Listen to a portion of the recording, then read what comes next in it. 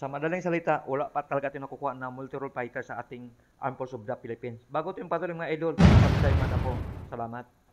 Ang ating DND nagsumiti ng bagong specs para sa multi-role fighter para sa ating bansa doon kay Pangulong Bongbong Marcos.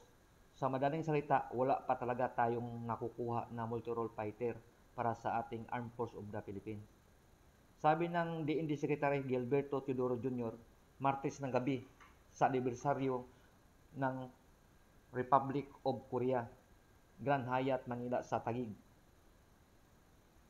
Sabi niya, lumabas na noong Monday yung TOR, Terms of Reference natin para sa multi-role fighter ng Pilipinas.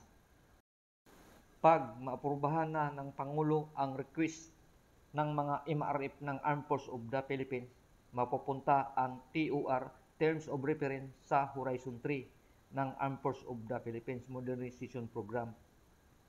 Ang sabi pa niya, may mga bagong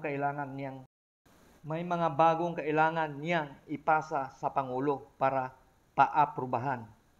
Sabi pa niya na napag-usapan din nila ng Chief of Staff yung specification. Sa madaling salita, niluluto pa talaga ang mga multi-role fighter para sa Armed Forces of the Philippines. Wala pa talagang nakukuha. Sana makakuha na para may magbabantay na agad sa Philippines.